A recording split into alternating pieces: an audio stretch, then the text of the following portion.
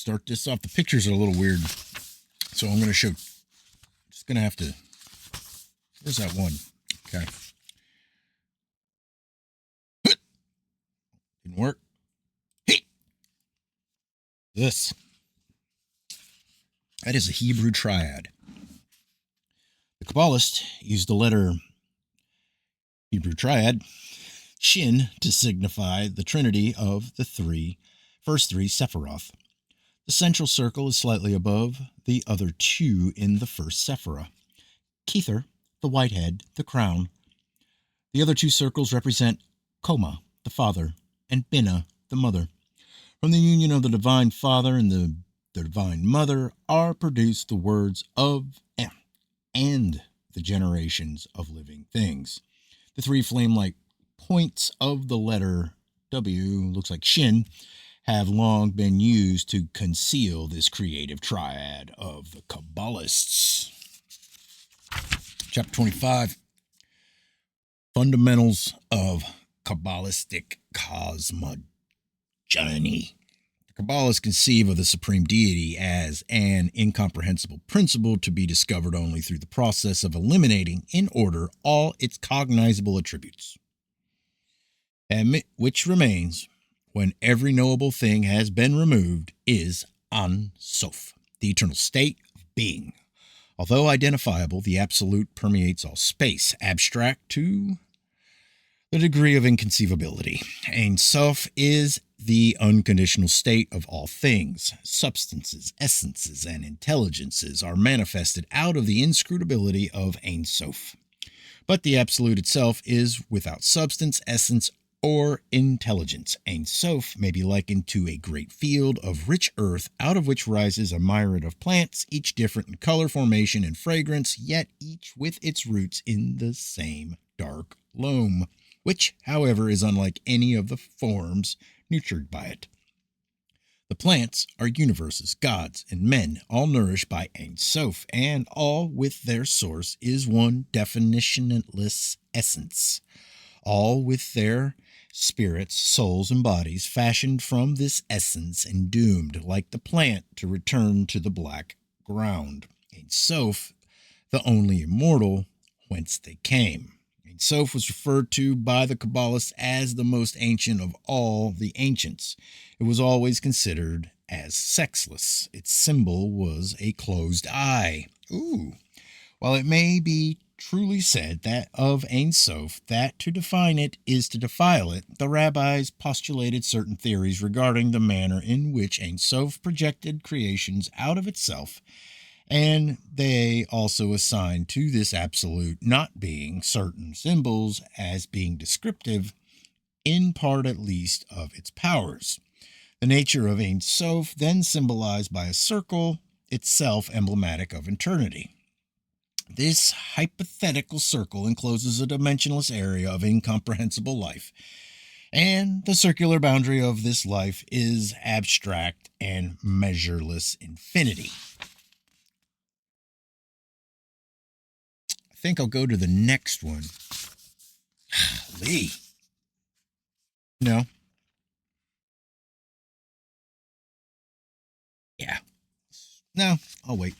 According to this concept, God is not only a center, but also area. Centralization is the first step towards limitation. Therefore, centers which form in the substances of Ein Sof are finite because they are predestined to dissolution back into the cause of themselves, while Ein Sof itself is infinite because it is the ultimate condition of all things. The circular shape given to Ein Sof signifies that space is hypothetically enclosed within a great crystal-like globe, outside of which there is nothing, not even a vacuum. Within this globe, symbolic of Ein Sof, creation and dissolution take place. Every element and principle that will ever be used in the eternities of cosmic birth, growth, and decay is within the transparent substance of this intangible sphere. It is the cosmic egg, which is not broken till the great day be with us, which is the end of the cycle of necessity when all things return to their ultimate cause. In the process of creation, the diffused life of Ein Sof retires from the circumference to the center of the circle and establishes a point, which is the first manifesting one, the primitive limitation of the all-pervading zero. Hold on. I'm going to the next one. I think it's talking about it. No idea what that is, but I'll tell you about it. Let's see. That is the plane of divine activity. Okay. According to the Kabbalists, the life of the Supreme Creator permeates all substance, all space, and all time. But for diagrammatic purposes, the supreme all-inclusive life is limited by Circle 3, which may be called the boundary line of divine existence. The divine life permeating the area bounded by Circle 3 is focused at point 1, which thus becomes a personification of the impersonal life and is termed the first crown. The creative forces pouring through point 1 come into manifestation as the objective universe in the intermediate space, Circle 2. When the divine essence thus retires from the circular boundary to the center, it leaves behind the abyss, or as the Kabbalists term it, the great privation. Thus, in Ein Sof is established a twofold condition where previously had existed but one. The first condition is the central point, the primitive objectified radiance of the eternal subjectified life. About this radiance is darkness caused by the deprivation of the life which is drawn to the center to create the first point, or universal germ. The universal Ein Sof therefore no longer shines through space, but rather upon space for an estimated first point. Isaac Meyer describes this process as follows. The Ein Sof at first was filling all and then made an absolute concentration into itself, which produced the abyss, deep, or space, the Avir, Quadmon, or primitive air, the Azoth, but this is not considered in the Kabbalah as a perfect void or vacuum, a perfectly empty space, but is thought of as the waters or crystalline chaotic sea in which was a certain degree of light inferior to that by which all the created worlds and hierarchies were made. See the Kabbalah.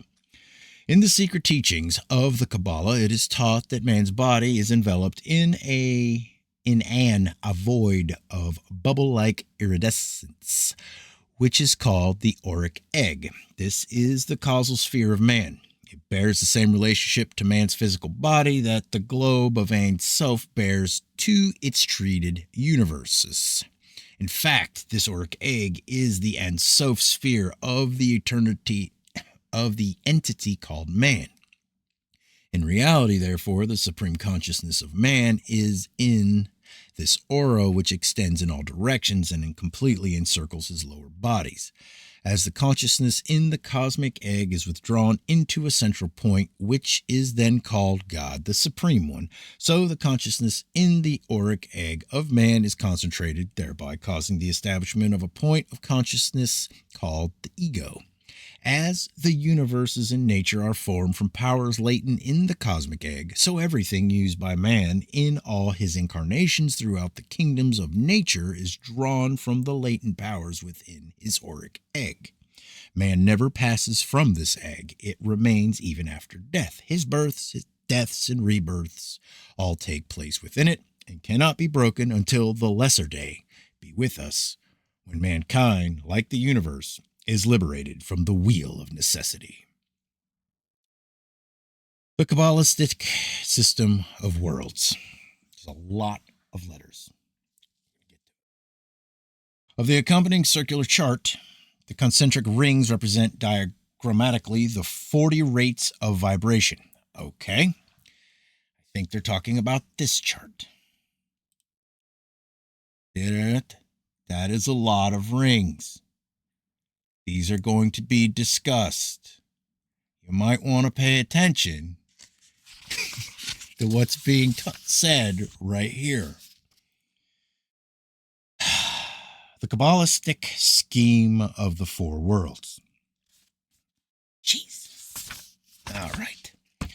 In the above chart, the dark line between X3 and A1 constitutes the boundary of the original dot, while the concentric circles within this heavier line symbolize the emanations and worlds which came forth from the dot.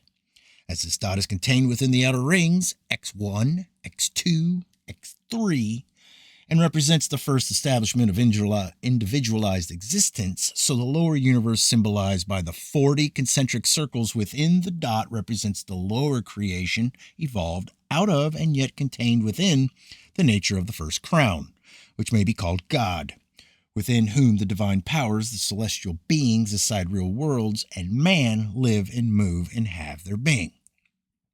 It is highly important that all the rings within A1 be considered as being enclosed by the primitive dot, which is itself encircled by the great ring X1, or the auric egg of Ein Sof. All right. Each ring includes within its own nature all the rings within itself and is included within the natures of all the rings outside of itself. Thus, A1, the primitive dot, controls and contains the 39 rings which it encloses, all of these partaking of its nature in varying degrees according to their respective dignities. Consequently, the entire area from A1 to D10 inclusive is the original dot, and the rings symbolize the divisions which took place within it and the emanations which poured out from it after its establishment in the midst of the abstract nature of Ein Sof. The powers of the rings decrease towards the center of the diagram, for power is measured by the number of things controlled, and each ring controls the rings within it and is controlled by the rings outside of it. Thus, while A1 controls 39 rings besides itself, B1 controls only 29 rings besides its own. Therefore, A1 is more powerful than B1, as the greatest spiritual solidity or permanence is at the circumference, and the greatest material density or impermanence is at the center of the diagram. The rings, as they decrease in power, become more material and substantial until the center sphere, D10, symbolizes the actual chemical elements of the Earth. The rates of vibration are also lower as the rings approach the center. Thus, the vibration of A2 is lower than A1, but higher than A3, and so on in decreasing scale towards the center, A1 being the highest and D10 the lowest sphere of creation. While A1, the ruler of creation, controls the circles marked A, B, C, and D, it is less than the three rings of Ein Sof, X1, X2, and X3, and therefore bows before the throne of the ineffable creator, from whose substances it was individualized. Now that we got that under our belt, I will continue. Hold on.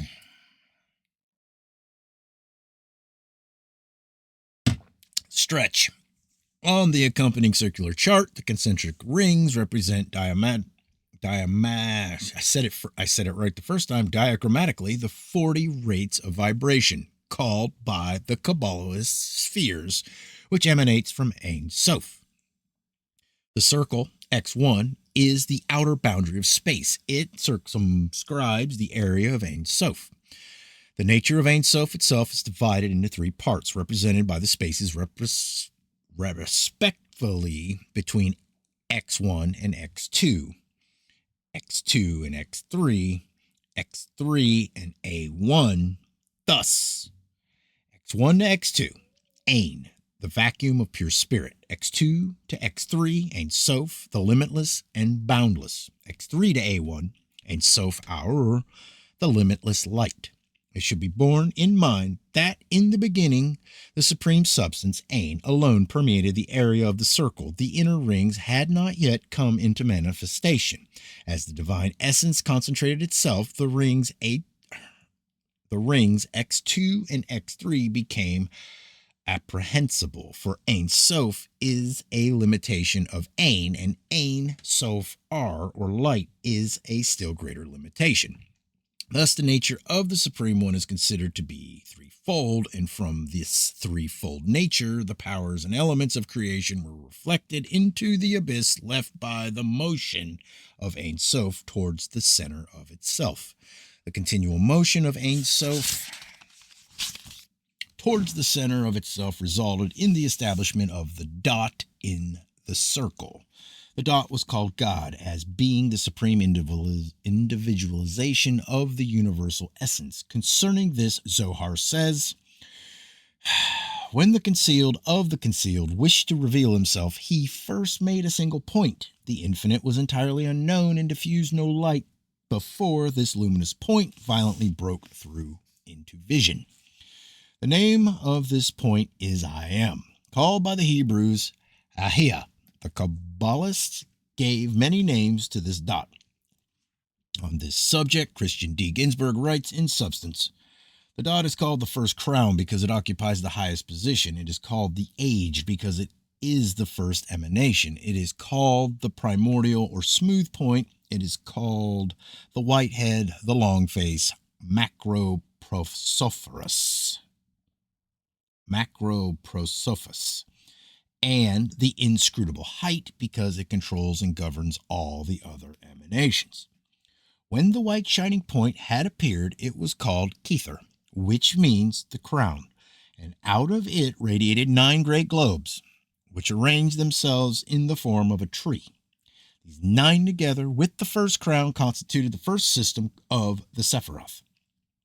These 10 were the first limitation of 10 abstract points within the nature of Ein Sof itself. The power of Ein Sof did not descend into these globes, but rather was reflected upon them as the light of the sun is reflected upon the earth and planets. These 10 globes were called the shining sapphires, and it is believed by many rabbins that the word sapphire is the basis of the word Sephira, the singular of Sephiroth. The great area which had been privated by the withdrawal of Ein Sof into the central point, Kether, was now filled by 4 concentric globes called worlds or spheres, and the light of the 10 Sephiroth was reflected down through each of these in turn.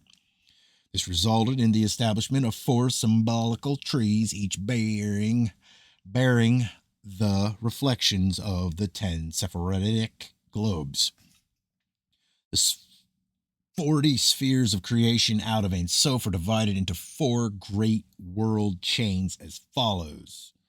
A1 to A10, Atziluth, the boundless world of divine names. B1 to B10, Braya, the archangelic world of creations. C1 to C10, Yitzhara, the hierarchical world of formations. And D1 to D10, Asaya, the elemental world of substances. Each of these worlds has 10 powers or spheres, a parent globe, and 9 others which come out of its emanations, each globe born out of the one preceding.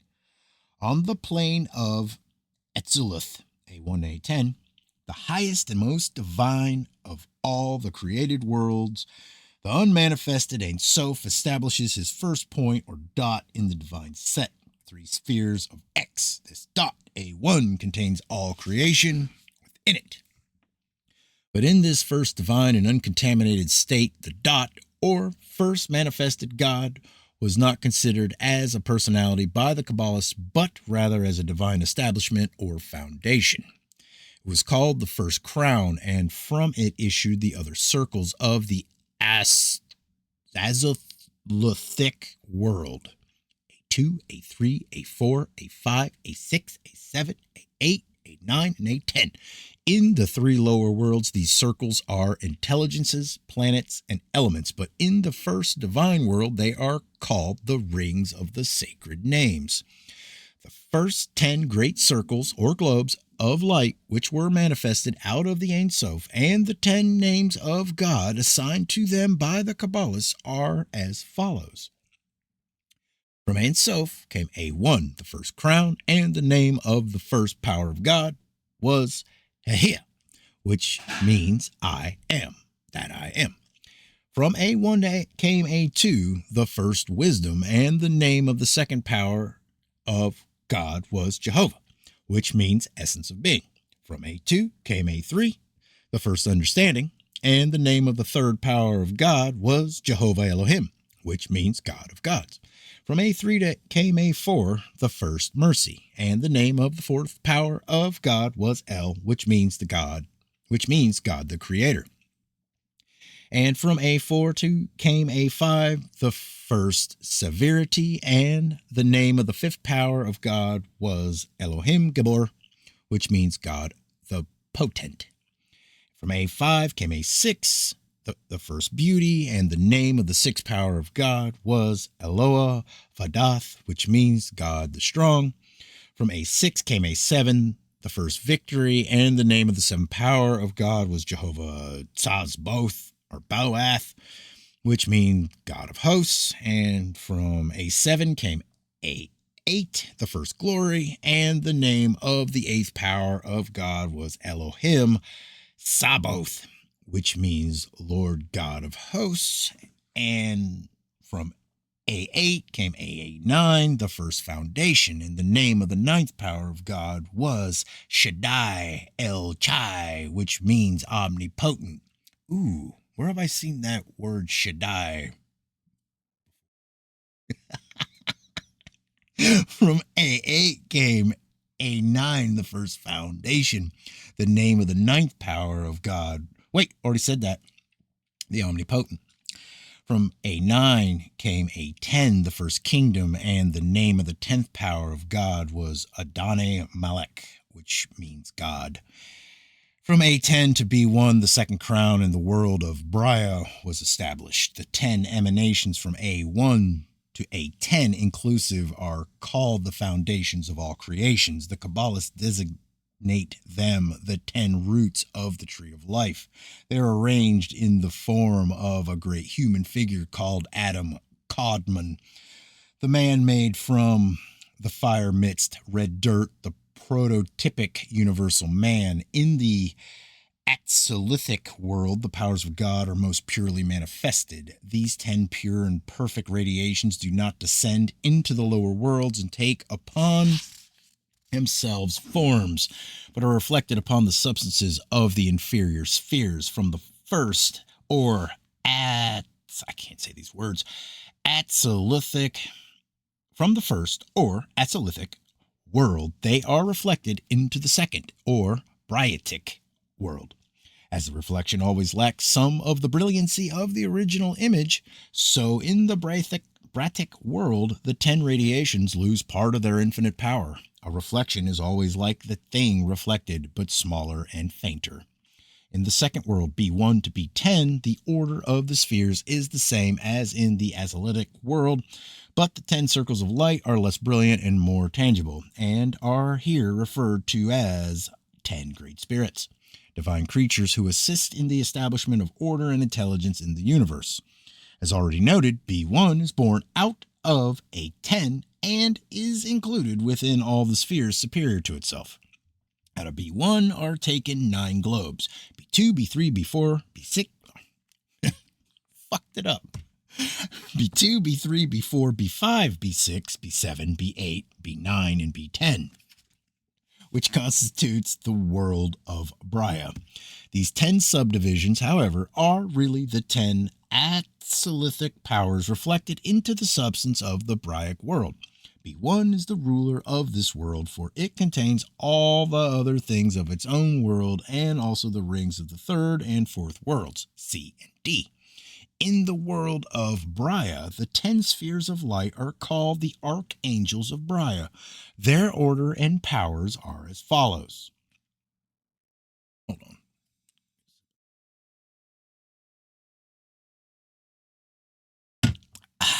A10. From A10 became B1, the second crown. It is called Metatron, the angel of presence. From B1 came B2, the second wisdom. It is called Razel, the herald of deity who revealed the mysteries of Kabbalah to Adam. From B2 came B3, the second understanding. It is called Safakil, the contemplation of God. From B3 came B4, the second mercy. It is called Satkil, the justice of God. From B4 came B5, the second severity. It is called Sammal, the severity of God. From B5 came B6, the second beauty. It is called Michael, like unto God. From B6 came B7, the second victory. It is called Hanel, the grace of God. From B7 came B8, the second glory. It is called Raphael, the divine physician. From B8 came B9, the second foundation. It is called Gabriel, the man God. From B9 came B10, the second kingdom. It is called Sandalphon, the Messias. Yeah. From B10 came C1, the third crown, and the world of Yetzirah was established. The 10 archangels of Briah are conceived to be great spiritual beings whose duty is to manifest the 10 powers of the great name of God existent in all the Azeric world, which surrounds and interpenetrates the entire world of creation. All things manifesting in the lower worlds exist first in the intangible rings of the upper spheres, so that creation is, in truth, the process of making tangible the intangible by extending the intangible into various vibratory rates. The 10 globes of Briatic power, while themselves reflections, are mirrored downward into the third Yetzirah world, where still more limited in their expression they become the spiritual and invisible zodiac, which is behind the visible band of constellations. In this third world, the 10 globes of the original Atzolithic world are greatly limited and dimmed, but they are still infinitely powerful in comparison with the state of substance in which man dwells. In the third world, C1 to C10, the globes become hierarchies of celestial creatures called the choirs of Yetzirah. Here, again, are all included within the ring C1. The power which controls the Yetzirah world and which includes within itself and controls the entire world, D. The order of the globes and the names of the hierarchies composing them are as follows. From B10 came C1, the third crown.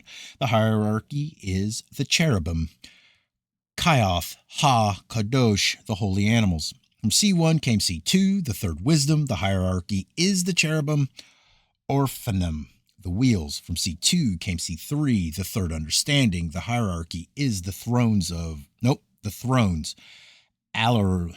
Arlim, the mighty ones. From C3 came C4, the third mercy. The hierarchy is the dominations. Kashamlim, the brilliant ones. From C4 came C5, the third severity. The hierarchy is the powers. Seraphim, the flaming serpents. From C5 came C6, the third beauty. The hierarchy is the virtues. Malachim, the kings. From C6 came C7, the third victory. The hierarchy is the principalities. Elohim, the gods.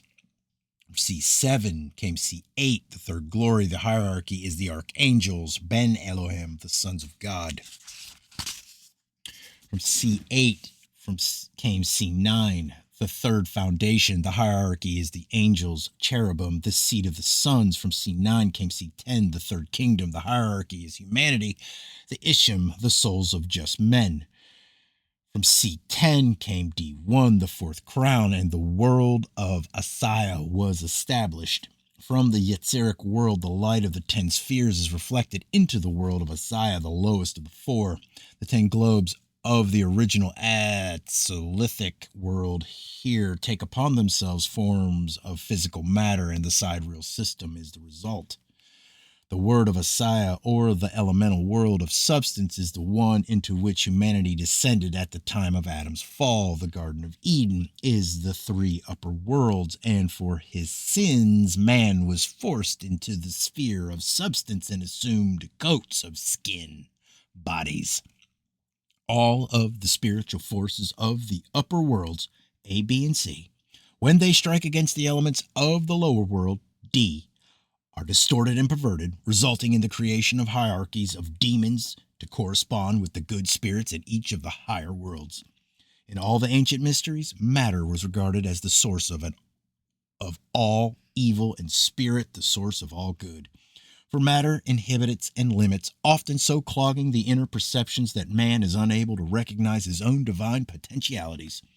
As matter thus prevents humanity from claiming its birthright, it is called the adversary, the power of evil. The fourth world, D, is the world of solar systems, comprising not only the one of which the Earth is all part, but all the solar systems in the universe. Opinions differ as to the arrangement of the globes of this last world, D1 to D10 inclusive. The ruler of the fourth world is D1, called by some the fiery heaven, by others the prima mobile, or the first motion. From this whirling fire emanates the material starry zodiac, D2, in contradistinction to the invisible spiritual zodiac of the Yazedic world. From the zodiac, D2 are differentiated the spheres of the planets in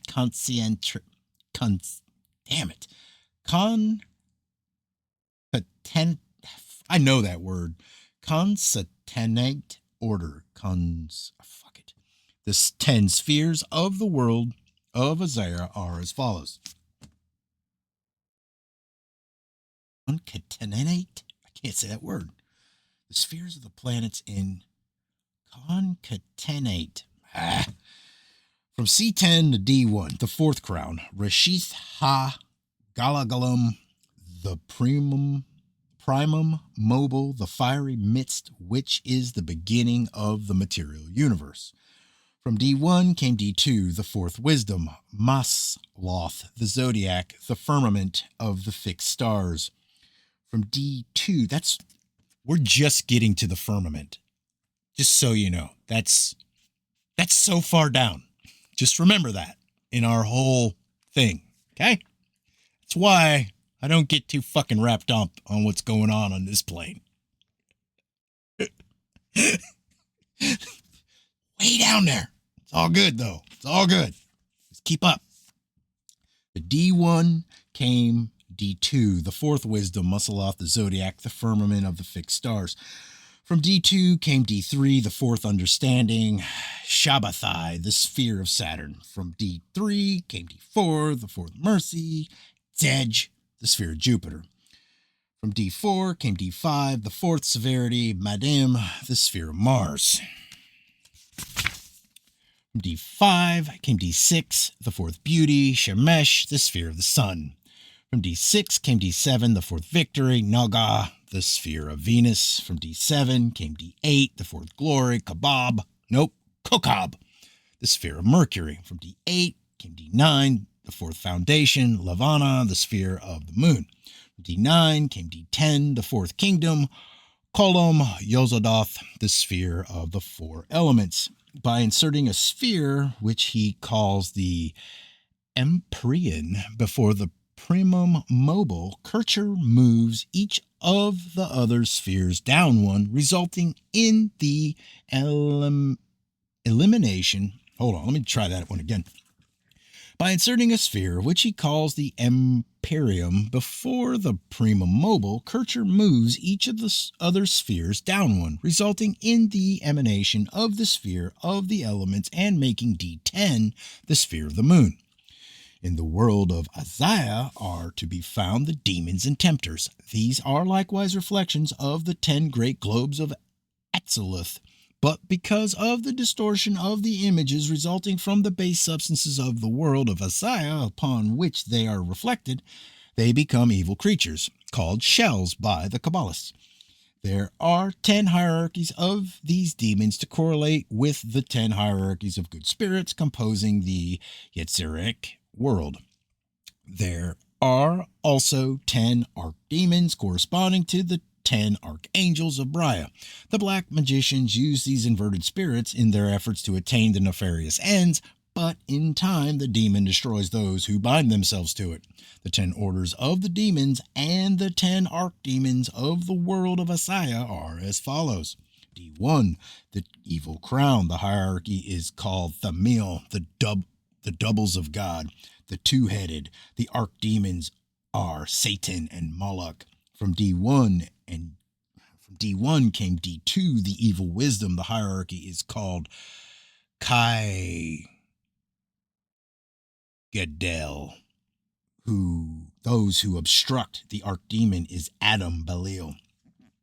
From D2 came D3, the evil understanding. The hierarchy is called Satharenarelel, the concealment of God. The archdemon is Luciferage. From D3 came D4, the evil mercy. The hierarchy is called Gamakakoth, the disturber of things. The archdemon is Astaroth. From D4 came D5, the evil severity. The hierarchy is called Galab, incendiarism and burning. Incendiarism? Yeah. The archdemon is Asmodeus. From D5 came D6, the evil beauty. The hierarchy is called Tog Arini. The Wranglers. The archdemon is Belphegor. From D6 came D7, the evil victory. The hierarchy is called Harab Sarep, the dispensing raven. The archdemon is Baal-Cannon.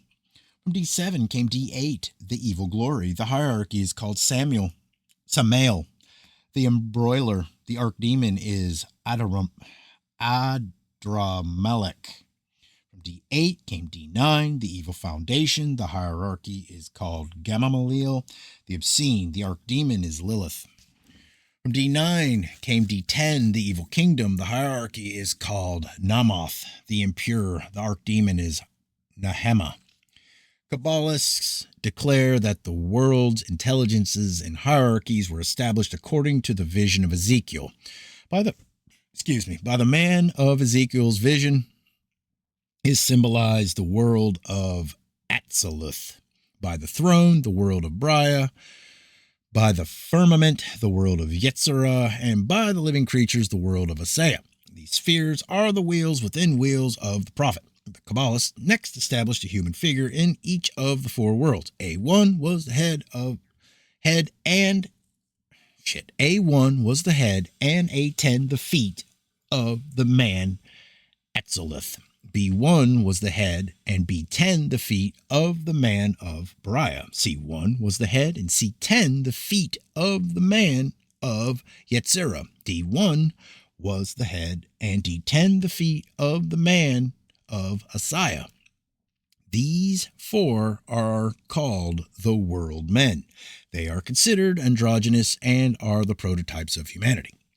The human body, like that of the universe, is considered to be a material expression of 10 globes or spheres of light. Therefore, man is called the microcosm, the little world, built in the image of the great world of which he is a part. The Kabbalists also established a mysterious universal man with his head at A1 and his feet at D10. This is probably the secret significance of the great figure of Nebuchadnezzar's dream, with its head in the world of Atziluth, its arms and hands in the world of Briah, its generative system in the world of Yetzirah, and its legs and feet in the world of Isaiah. This is the grand man of the Zohar, of whom Eliphas Levi writes, "It is not less astounding to observe at the beginning of the Zohar the profundity of its notions and the sublime simplicity of its images. It is said as follows: the science of equilibrium is the key of occult science. Unbalanced forces perish in the void. So pass the kings of the elder world, the princes of the giants. They have fallen like trees without roots, and their place is found no more. Through the conflict of unbalanced forces, and the devastated earth was void and formless until the Spirit of God made for itself a place in heaven and reduced the mass of waters. All the aspirations of nature were directed then towards unity of form, towards the living synthesis of equilibrated forces. The face of God, crowned with light, rose over the vast sea and was reflected in the waters thereof. His two eyes were manifested, radiating with splendor, darting two beams of light, which crossed with those of the reflection. The brow of God and his eyes formed a triangle in heaven, and its reflection formed a second triangle in the waters. So was revealed the number 6, being that of universal creation. The text which would be unintelligible in a literal version is translated here by way of interpretation. The author makes it plain that the human form which he ascribes to deity is only an image of his meaning, and that God is, oh my God, beyond expression by human thought or representation by any figure. What does this even get? This is okay. I'm going to do it. I don't care. Pascal said that God is a circle, of which the center is everywhere and the circumference nowhere.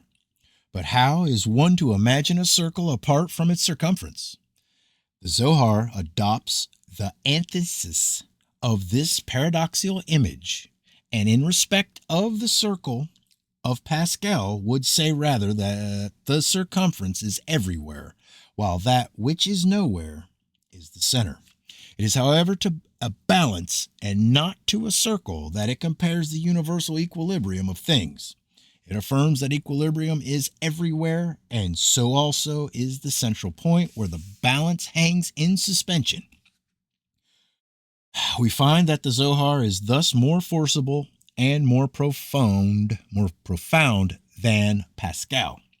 The Zohar is a genesis of light. The Sefer Yetzirah is a ladder of truth. Therein are expounded the 2 and 30 absolute symbols of speech, being numbers and letters. Each letter produces a number, an idea, and a form, so that mathematics are applicable to forms and ideas, even as to numbers, in virtue of an exact proportion and a perfect correspondence. By the science of the Sefer Yetzirah, the human mind is rooted in truth and in reason. It accounts for all progress possible to intelligence by means of the evolution of numbers. Thus does the Zohar represent absolute truth, while the Sefer Yetzirah furnishes the method of its acquisition, its discernment and application. See the history of magic. By placing man himself at the point D10, his true constitution is revealed. He exists upon 4 worlds, only one of which is visible. It is then made evident that his parts and members upon the material plane are, by analogy, hierarchies and intelligences in the higher worlds. Here again, the law of interpenetration is evidenced. Although within man is the entire universe, the 43 spheres interpreting D10. He is ignorant of the existence because he cannot exercise control over that which is superior to or greater than himself. Nevertheless, all these higher spheres exercise control over him, as his functions and activities demonstrate. If they did not, he would be an inert mass of substance. Death is merely the result of deflecting the life impulses of the higher rings away from the lower body. The control of the transubstantial rings over their own material reflection is called life, and the spirit of man is, in reality, a name given to this great host of intelligences, which are focused upon substance through a point called the ego, established in the midst of themselves. X1 is the outside boundary of the human auric egg, and the entire diagram becomes a cross-section of the constitution of man, or a cross-section of the cosmic constitution, if correlated with the universe. By the secret culture of the Kabbalistic school, man is taught how to climb the rings, unfold his consciousness, until at last he returns to Ein Sof. This process by which this is accomplished is called the 50 Gates of Light. Kircher, the Jesuit Kabbalist, declares that Moses passed through 49 of the gates, but that Christ alone passed the 50th gate. To the 3rd edition of the Sefer Yetzirah, translated from the Hebrew by William Wynne Westcott, are appended the 50 gates of intelligence emanating from Binah, B-I-N-A-H, the second Sephirah. The source of this information is Kircher's Oedipus Egyptiacus. The gates are divided into 6 orders, of which the first 4 have each 10 subdivisions, the 5th 9, and the 6th only 1. The first order of gates is termed elementary, and its divisions are as follows. 1. chaos, hail, the first matter. 2, formless, void, lifeless. 3, the abyss. 4, origin of the elements. 5, earth, no seed germs. 6, water. 7, air. 8, fire. 9, differentiation of qualities. And 10, mixture and combination. The second order of the gates is termed decad of evolution, and its divisions are as follows. 11, minerals differentiate. 12, vegetable principles appear. 13, seeds germinate in moisture. 14, herbs and trees. 15, fruitification in vegetable life. 16, origin of low forms of animal life. 17, insects and reptiles appear. 18, fishes, vertebrate life in the waters. 19, birds, vertebrate life in the air. 20, quadrupeds, vertebrate earth animals. The third order of gates is termed decad of humanity, and its divisions are as follows. 21, appearance of man. 22, material, human body. 23, human soul conferred. 24, mystery of Adam and Eve. 25, complete man as the microcosm. 26, gift of 5 human faces acting exteriorly. 27, gift of 5 powers to the soul. 28, Adam Kadmon, the heavenly man. 29, angelic beings. 30, man in the image of God. The fourth order of gates is termed world of spheres, and its divisions are as follows. 31, the heaven of the moon.